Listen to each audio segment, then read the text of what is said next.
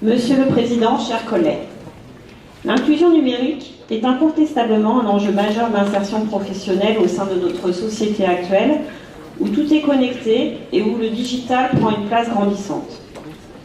Tout d'abord, quelques chiffres fournis par l'enquête du CREDOC de novembre 2007 pour vous donner une meilleure idée du phénomène, car la transformation digitale implique bien un changement de paradigme sociétal que nous pouvons observer.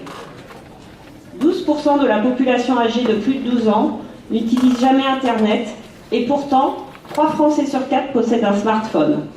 En 2011, ils étaient moins d'un quart. Chez les jeunes, c'est écrasant. 90% des 18-39 ans ont un smartphone et 99% des 18-24 ans. 67% des personnes sondées ont utilisé Internet pour effectuer une démarche administrative contre 62% en 2016. Bien au-dessus de la moyenne européenne, à 48% devant l'Allemagne, par exemple. Enfin, le baromètre du numérique 2017, qui mesure l'adoption par les Français des outils numériques, révèle des compétences en progression et un recours de plus en plus généralisé à l'Internet mobile. Mais il expose une fois de plus l'existence d'une fracture numérique et révèle que 13 millions de Français ne savent comment utiliser les interfaces digitales. On ne peut clairement plus nier l'importance du numérique, tout comme on ne peut pas fermer les yeux sur l'exclusion grandissante que sa non-utilisation ou sa non-maîtrise génère et les conséquences socio-économiques parfois lourdes qui en découlent. En effet, si l'on regarde les chiffres en creux, on constate qu'une part non négligeable, environ 1 Français sur 5, n'utilise pas ces outils, ce qui génère par exemple des difficultés d'accéder à des plateformes basiques, mais qui aujourd'hui sont incontournables, comme l'accès à son espace emploi, l'actualisation de son RSA, l'accès à un itinéraire de bus ou autre via une application ou un site. Les exemples sont nombreux et font partie intégrante de notre quotidien. C'est pourquoi cette délibération est importante. La métropole a une réelle plus-value car elle peut croiser les politiques publiques et jouer un rôle décisif.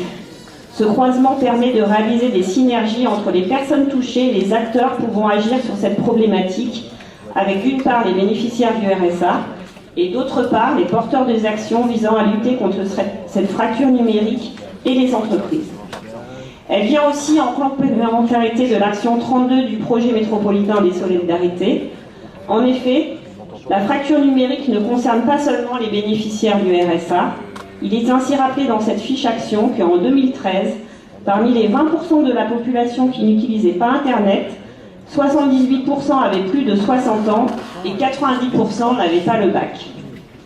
La compétence des collèges va ainsi permettre d'offrir aux élèves des moyens pour mieux utiliser l'outil numérique. La métropole a des moyens de levier considérables pour favoriser l'insertion numérique, c'est-à-dire rendre le numérique accessible à chaque individu, en l'occurrence les bénéficiaires du RSA, pour leur permettre de faire de ces outils à leur tour un levier de leur insertion sociale et économique.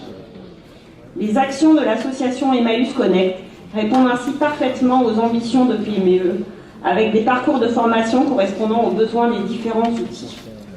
La formation est au cœur de ce combat, et c'est pourquoi il est indispensable de développer ce point, à commencer par les agents de la métropole, particulièrement ceux des LDM, en les formant à travailler à l'accompagnement d'un public en déficit numérique. Si je puis me permettre une comparaison, il y a quelques années, je faisais du français langue étrangère dans une association, et aujourd'hui, au regard de ce constat, je dirais que nous avons désormais peut-être besoin de LNE, numérique langue étrangère. En effet, à l'instar d'une langue, le numérique a aussi ses codes, des usages qu'il est important de maîtriser pour s'inclure dans une société 2.0. C'est dire le rôle primordial et la responsabilité de la métropole pour faire accéder ses bénéficiaires et plus largement ses habitants à un usage maîtrisé du numérique pour que l'appellation d'une métropole solidaire et inclusive ne soit pas qu'un slogan destiné aux réseaux sociaux, mais une réalité. Je vous remercie.